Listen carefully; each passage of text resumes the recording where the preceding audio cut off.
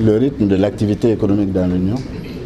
Mais nous analysons les agrégats et le fonctionnement de l'économie parce qu'actuellement nous pouvons établir ce qu'on appelle le PIB trimestriel. C'est-à-dire nous pouvons, par les enquêtes et les informations que nous élaborons, nous pouvons avoir la production intérieure brute par trimestre et par pays. C'est ça qui nous permet d'évaluer l'évolution de l'activité. Quel est votre sentiment là-dessus?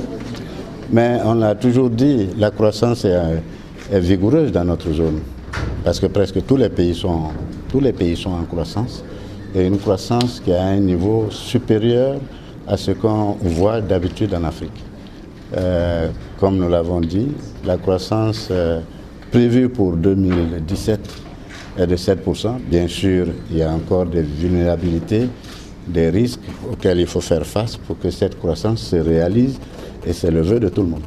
Vous avez décidé de baisser les points de base du coefficient de réserve obligatoire applicable aux banques de 5 à 3%. Pourquoi ça? Nous l'avons dit, c'est pour prendre les dispositions pour qu'il y ait un fonctionnement plus harmonieux du marché interbancaire, qui est le marché sur lequel les banques doivent en principe s'approvisionner pour faire face à leurs besoins de trésorerie.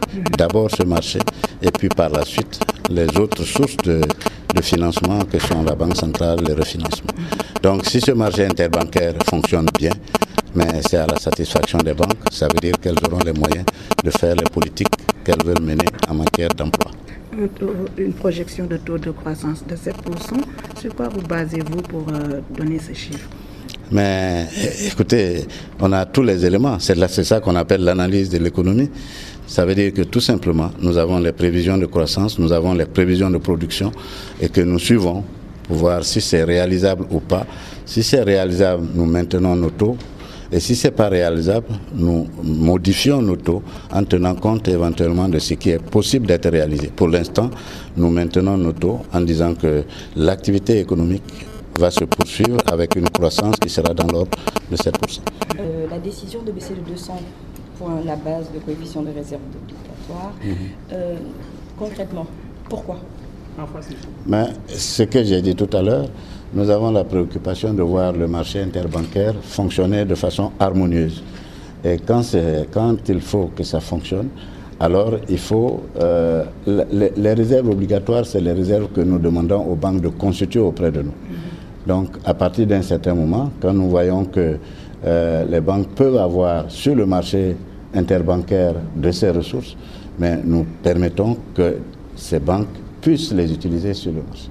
C'est ça que ça veut dire, tout simplement. C'est-à-dire, au lieu de les geler, nous les laissons à la disposition des banques.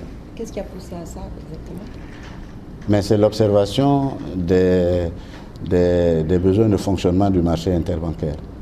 Voilà, c'est tout. Merci.